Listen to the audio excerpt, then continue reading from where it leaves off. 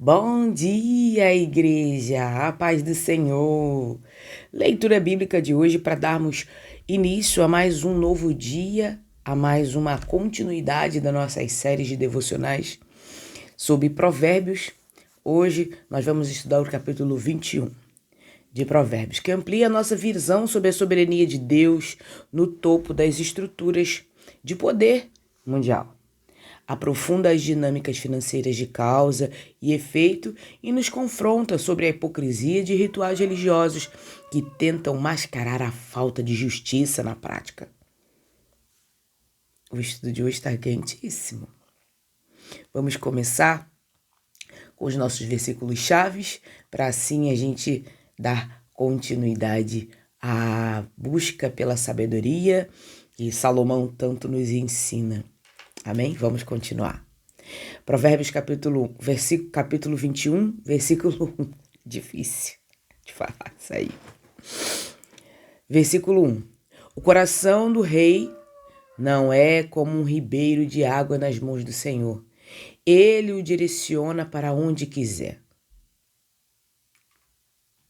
Já li errado. O coração do rei é como um ribeiro de água nas mãos do Senhor. Ele o direciona para onde quiser. No antigo Oriente Médio, os agricultores abriam canais de terra para dividir a água dos rios e irrigar suas plantações.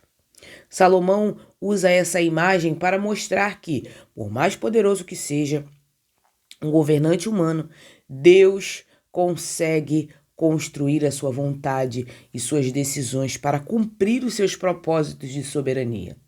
Independente do rei, independente do presidente, Deus pode usar tudo. Lembra no estudo de ontem, do dia de ontem, que já está aqui no canal, foi falado o seguinte, que Deus ele usa até as circunstâncias ruins para trazer coisas boas. Ou seja, governantes ruins também,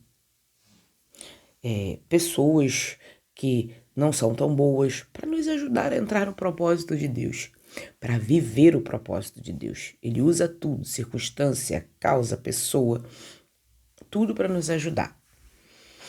Não entre em pânico pelas decisões dos líderes políticos, CEOs ou até mesmo chefes corporativos. Acima de qualquer decreto humano está a mão de Deus que governa toda a história. Ou seja, se hoje você se sente ameaçado por alguma circunstância, por alguém, por alguma pessoa, não se sinta. Porque Deus ele usa até essas pessoas que vêm muitas vezes para atrapalhar nosso caminhar, nosso desenvolver. Deus usa até essas pessoas para nos ajudar, para nos projetar, para nos fazer alcançar o propósito que Ele, o próprio Deus, tem para nossas vidas. Versículo 2. Todos os caminhos do homem lhe parecem justos, mas o Senhor pesa o coração. Uma reiteração enfática de Provérbios 16, Provérbios capítulo 16, versículo 2.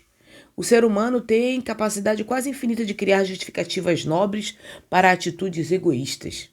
Deus, porém, usa uma balança interna que mede as intenções reais, despindo nossas desculpas.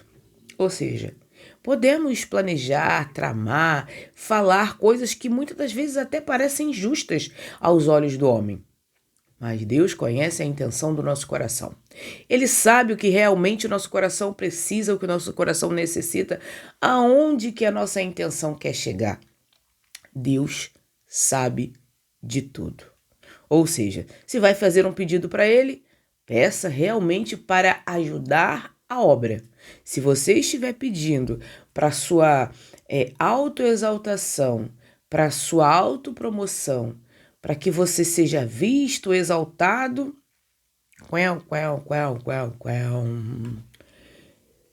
se for para te tirar do caminho correto, não vem, não recebe, você não recebe. Deus só dá aquilo que a gente vai permanecer no caminho que é justo, no caminho dele. Aplicação. Faça o exercício de desconfiar um pouco de si mesmo. Antes de tomar uma decisão drástica, pergunte-se: estou fazendo certo ou apenas o que é conveniente para mim? Suas intenções do seu coração valem muito mais do que qualquer outra coisa. Versículo 3. Praticar a justiça e a equidade é mais aceitável ao Senhor do que oferecer sacrifícios. Aqui o texto ataca a carne do formalismo religioso. Rituais, dízimos, ofertas, idas às igrejas e orações públicas não têm valor para Deus se a vida diária do indivíduo for marcada pela opressão, fofoca, desonestidade, maldade. Às vezes fazemos até mesmo sem pensar, sem ter a consciência de que estamos fazendo. Vamos lá e praticamos. Nossos atos de justiça, vamos dizer assim. A nossa justiça não é a mesma como a de Deus. Nossa justiça não é a mesma como a de Jesus.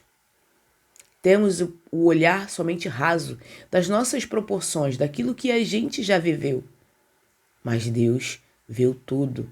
Até porque Ele está lá de cima nos olhando e está vendo absolutamente tudo. Ou seja, não adianta você pegar e ficar fazendo fofoca, fazendo opressão com as pessoas, fazendo com que as outras pessoas se sintam mal. Não adianta a gente ser egoísta, maltratar os outros e acabar fazendo com que o nome de Deus seja envergonhado. Não porque o nome de Deus é envergonhado por causa dele, mas por causa das nossas atitudes. Quantas pessoas deixaram de ser crente exatamente porque nossa atitude não foi como a de Cristo? Quantas pessoas você conhece que olham um cristão e olham um cristão com um olhar ruim? Porque, fulano não presta, fulano é fofoqueiro, fulano é mentiroso, fulano faz maldade com as pessoas, fulano só pensa em si. Na hora de ajudar o próximo, não faz nada. Triste. Então não adianta nada você ser religioso, de ir para a igreja todo domingo, botar a Bíblia embaixo do braço, fazer rituais da rosa ungida, água santa, fogueira santa, tudo santo. As coisas podem até ser santas. Mas e você? Será que você está sendo santo como o seu Deus? Ou será que você está na lista de coisas ruins? Aonde as pessoas olham e falam assim, fulano não é crente não, só faz maldade. Só maldade. Não tem uma coisinha assim que você possa dizer que é bom nela. Pode ir na igreja, pode fazer o que for, mas só tá aí para falar mal dos outros, fazer fofoca, disse-me-disse, é desonesto. A ética precede o ritual, ou seja, nossa conduta, nossa moral.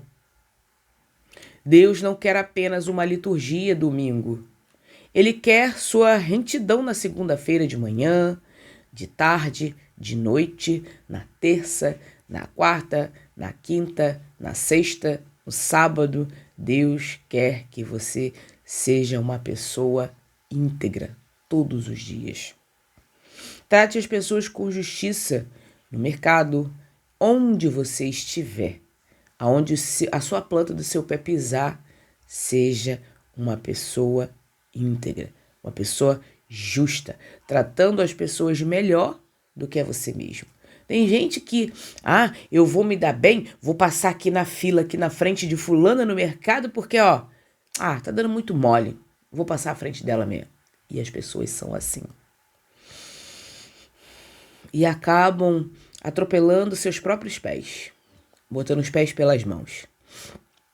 Trate as pessoas com justiça no mercado antes de erguer as mãos no templo. Versículo 4.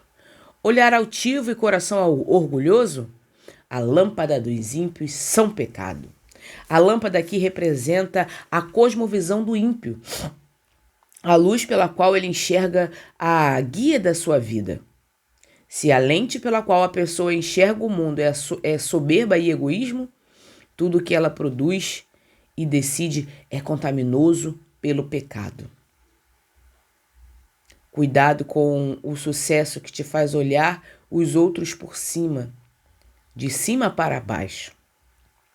O orgulho distorce a realidade e apaga o senso da dependência de Deus. Versículo 5. Os planos bem elaborados levam à fartura, mas a presa apressa trava-língua. Mas a presa apressada só conduz à pobreza. Quase que não sai. O contraste clássico entre a paciência estratégica e o impulso desesperados. Planos baseados em dados, consultas e tempo geram solidez financeira. A busca por atalhos e reconhecimento rápido gera endividamento e ruína. Fuja de promessas de dinheiro fácil ou investimento mirabolantes que apelam para o seu senso de urgência. O crescimento sustentável é fruto de consistência e inteligência aplicada ao longo do tempo. Versículo 6.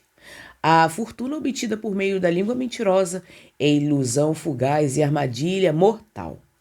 Dinheiro ganho através de fraudes, omissões contratuais, golpes ou mentiras comerciais não tem raízes. Ele evapora rapidamente e, pior, atrai a destruição moral e legal sobre quem o acumula. Se uma venda ou negócio exige que você mascare a verdade para o cliente, recue. O lucro da mentira não vale na condenação da sua paz de espírito.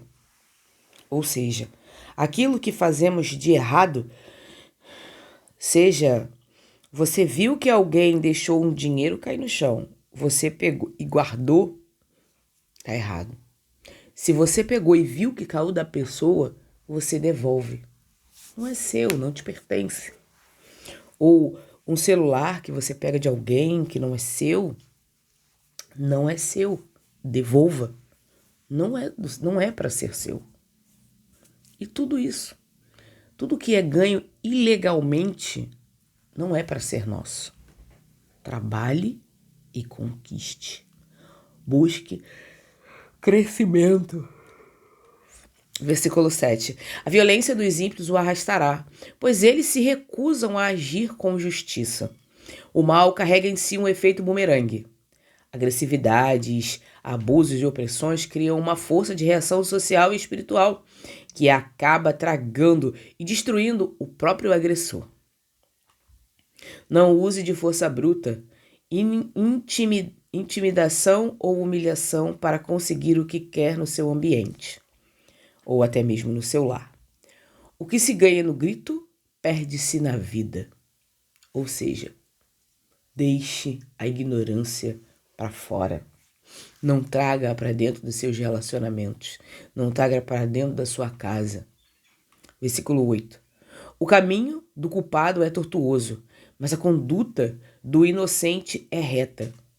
Quem esconde um erro precisa viver criando desculpas, álibis e rotas complexas para não ser descoberto. Caminho tortuoso. Quem é inocente anda em linha reta, pois não tem nada a ocultar. A transparência simplifica a vida.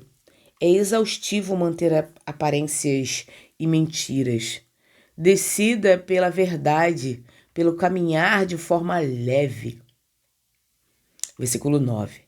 Melhor é viver num campo de eirado do que repartir a casa com uma mulher briguenta. O eiro era o terraço plano de casas da época, um local exposto ao vento, ao sol e à chuva. Salomão afirma que intempérie climática é preferível ao desgaste psicológico de um ambiente doméstico hostil e conflitoso. Aplica-se a ambos os cônjuges, tanto o homem quanto a mulher. Priorize a paz no seu relacionamento. O lar deve ser o seu porto seguro para recarregar as energias e não um ringue de boxe emocional. Ou seja, Salomão aqui está querendo contextualizar o seguinte. Ele fala sobre a mulher briguenta. Mas existe também o homem briguento. Existe os dois lados. E quando ou um ou outro é briguento, o que acontece? É um lar sem paz. É um lar onde os problemas são maiores, as discussões são maiores, não existe paz naquele local. Mas isso a gente pode colocar tanto o homem quanto a mulher. Aquela pessoa que vive reclamando, que não está satisfeita com nada, que está sempre, não quer fazer nada para ninguém, só vive discutindo, arrumando confusão, porque quer sair com a autoridade acima de qualquer coisa. E nós devemos nos preocupar com isso e verificar por quê. É melhor viver sozinho no meio da tempestade do que com uma pessoa desse jeito. Pesadão isso aí que Salomão está falando, mas é uma realidade constante da nossa era. Existem mulheres tóxicas e homens tóxicos que acabam fazendo com que a gente perca a nossa sanidade mental por simples agressões físicas e até mesmo agressões morais contra a nossa moral.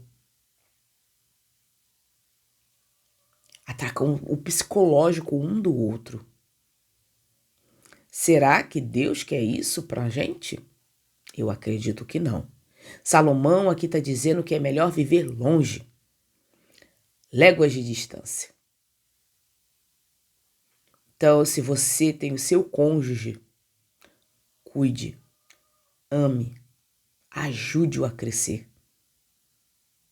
Permita ser ajudado. Se você, homem ou mulher, tem o temperamento difícil, cuide-se. Vá buscar um médico, um psicólogo, um psiquiatra para se cuidar, para se tratar. Não é doença, simplesmente. É autocuidado, é amor próprio, para você não se machucar e não machucar o outro também. Porque é claramente visível que precisamos de cura.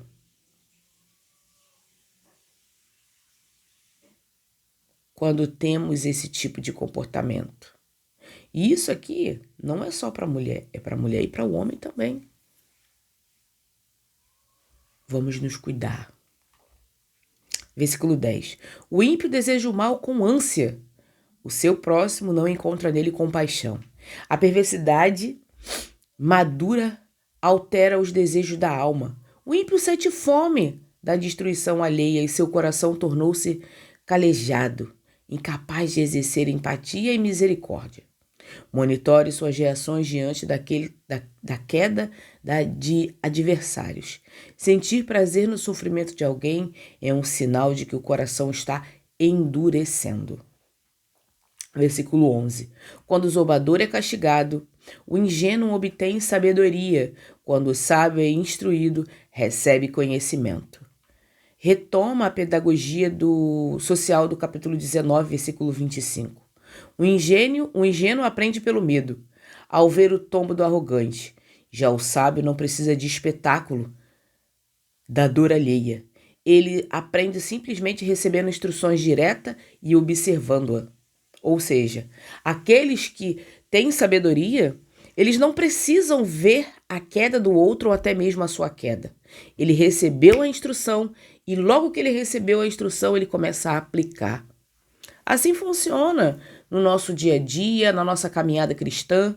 A Bíblia Sagrada é o nosso manual, é a nossa instrução. Aqueles que leem e já praticam não precisam ser provados, como estudamos nessa semana.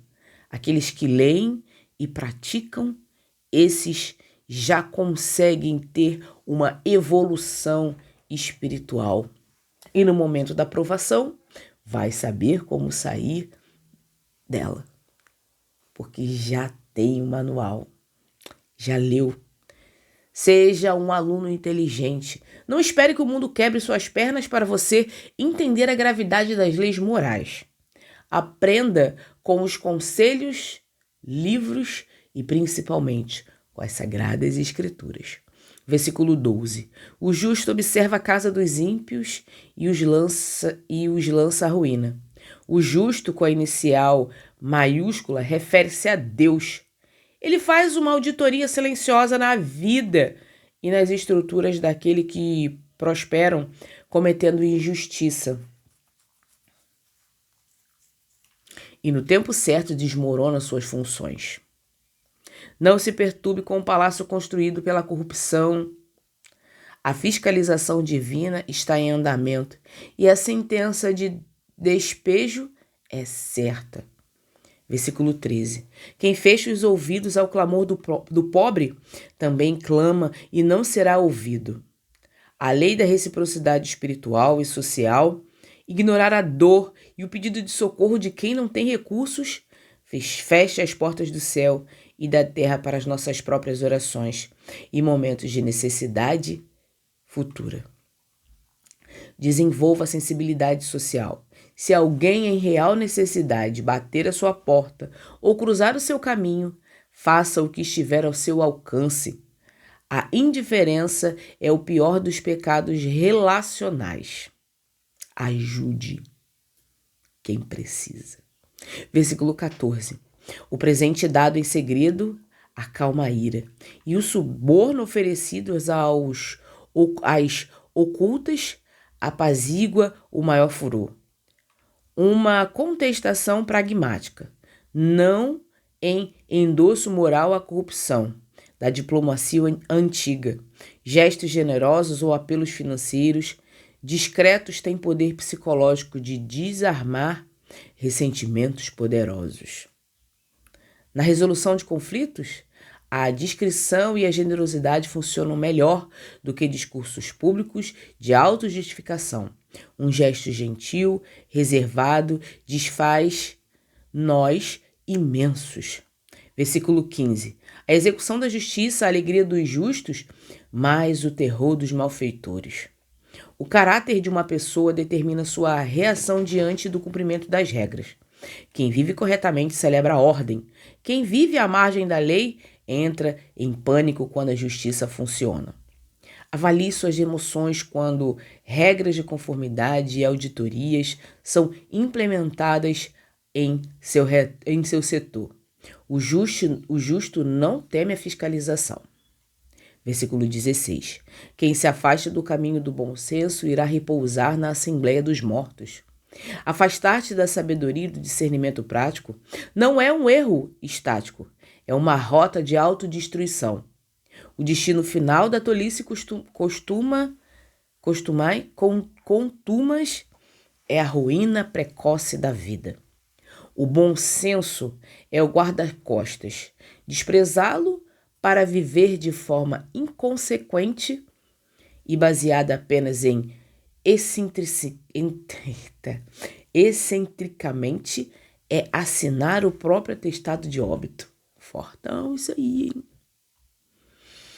Versículo 17. Quem ama os prazeres empobrece. Quem ama o vinho e o azeite nunca será rico. Vinho e azeite simboliza um estilo de vida luxuoso e de festas contínuas na época. Quem gasta sua energia e capital focando apenas no estilo de vida atual, no entretenimento, no consumo imediato, constrói sua capacidade de poupança e investimento. Controle seus gastos com lazer e estética. Se você gasta tudo o que você ganha para manter uma imagem de sucesso nos finais de semana, está construindo uma velhice miserável. Isso aqui é para mim. Às vezes quero gastar demais que eu não posso. Obrigada, Senhor. Versículo 18. O ímpio serve de resgate para o justo e o fiel no lugar do homem reto. No desdobramento da história, quando as crises gerais ou o julgamento divino caem sobre uma sociedade, os ímpios acabam sofrendo o dano de suas próprias armadilhas, enquanto os justos são poupados e livrados. Confie na proteção de Deus a longo prazo. Quem cava uma cova para o homem íntegro acabará caindo nela no lugar dele. Deus cuida de nós. Versículo 19. Melhor é viver no deserto do que com uma mulher briguenta e amargurada. Aqui ele corrobora o versículo 9, mas eleva o tom. O deserto, que é um lugar árido, perigoso e sem nenhum conforto, é melhor do que um relacionamento desgastante e cheio de ressentimento. Aqui Salomão, ele enfatiza a mulher porque ele era um homem sábio. Mas aqui existe também os dois lados da moeda. Tanto o homem briguento quanto a mulher briguenta.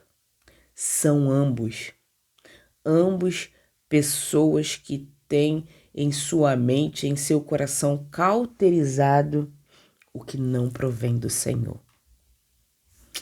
Vigie o clima emocional das suas palavras dentro de casa. A amargura e cobrança constante destrói o amor mais rápido do que a falta de dinheiro. Cultive o amor, plante o amor e você colherá amor também. Versículo 20. Na casa do sábio há comida de sobra e azeite de oliva, mas o tolo consome tudo o que tem. Definição bíblica de inteligência financeira. O sábio vive abaixo das suas possibilidades, gerando excedente, poupança, reservas para o futuro. O tolo é um consumidor voraz. Tudo que cai na sua mão é gasto imediatamente. Crie o hábito de poupar. Não importa quanto você ganhe, se o seu consumo é igual ou maior que sua renda, sua mentalidade financeira ainda é de um tolo. Estou aprendendo muito ainda. Versículo 21. Quem segue a justiça e a lealdade encontra a vida, justiça e honra. O princípio da semeadura em alta definição. Perseguir ativamente a retidão e a fidelidade nas relações traz como consequência natural uma exigência digna, respeito social e o favor de Deus. Faça do seu foco diário ser justo com os outros e leal aos seus compromissos. O reconhecimento e as oportunidades serão uma consequência inevitável. No que depender de você, faça, exerça, caminhe, pratique. Não espere e nem deixe para o outro. Versículo 22. O sábio escala a cidade dos poderosos e derruba a fortaleza em que eles confiam. A inteligência e a estratégia militar mental são infinitamente superiores à força brutal e ao acúmulo de defesas físicas. O sábio vence pela mente, o que o forte tenta vencer no músculo. Diante de um problema imenso ou de uma corrente de peso de mercado, não tente competir apenas na base do investimento financeiro ou da força. Use estratégia, estudo criativo e sabedoria. Versículo 23. Quem guarda sua boca e a sua língua guarda sua alma de muitas angústias. A língua como o principal ponto de vazamento de energia e paz. Silenciar em momentos de provocação ou segurar uma fofoca evita processos, términos de relacionamento e dores de cabeça imensa. O filtro das 3 peneiras. O que você vai dizer é verdade? É bom? É necessário? Se faltar um desses elementos, guarde sua língua dentro da boca. Um bom exercício. O que você vai dizer é verdade? É bom? É necessário? Antes de dizer, pense nessas 3 perguntas. Versículo 24. O orgulhoso e arrogante chama-se zombador. Ele age com extrema soberba. Salomão define o zombador como alguém cujos traços patológicos é a autossuficiência e o desprezo por qualquer conselho ou autoridade. Suas ações exalam arrogância. Fuja da postura de achar que você sabe de tudo e que os outros são inferiores. O diagnóstico bíblico para quem age assim é de tolice extrema, ou seja, uma pessoa que acha que sabe de tudo é uma pessoa arrogante e orgulhosa. Versículo 25. O desejo do preguiçoso o mata, porque as suas mãos se recusam a trabalhar. O preguiçoso vive no mundo da fantasia. Ele tem desejos imensos de riqueza, conforto e sucesso, mas como se recusa a agir para conquistá-los, a frustração é crônica e a inércia destroem sua vitalidade interna. Desejos sem disciplina geram depressão e amargura. Tire os olhos do que você quer e coloque as mãos no que você precisa ser executado agora. Versículo 26. O dia inteiro ele deseja mais e mais, mas o justo dá sem reservas. O egoísta acumula desejos insaciáveis de posse. O justo, porque trabalha e confia na provisão, desenvolveu a mentalidade da abundância, sendo livre para ser generoso. Mude sua mentalidade de escassez, reter tudo, para uma mentalidade de abundância, ser um canal de bênção. Quem trabalha com integridade sempre tem o que compartilhar. Versículo 27. O sacrifício dos ímpios já é detestável, quando oferecido com mais intenções. Reitero o versículo 3. Se Deus já rejeita rituais de quem vive na prática do pecado, ele abomina completamente quando esses rituais são usados como suborno espiritual para conseguir a aprovação de um ato ilícito. Nunca tente usar Deus para validar suas ambições erradas. Oração não limpa negócio desonesto. O arrependimento e a restituição, sim. Nos lembra lá daquele contexto lá de que Jesus vai na casa de Bartimeu. Bartimeu, acho que é Bartimeu, se eu não me engano. Enfim, ele sobe na árvore para poder ver Jesus e Jesus diz para ele que ele... É isso aí, Bartimeu. Jesus fala que vai comer na casa dele.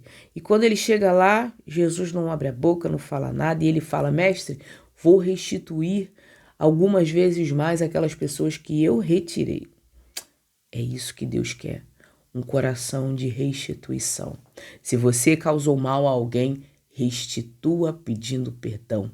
Se você causou alguma ferida em alguém, restitua pedindo desculpas. E é isso.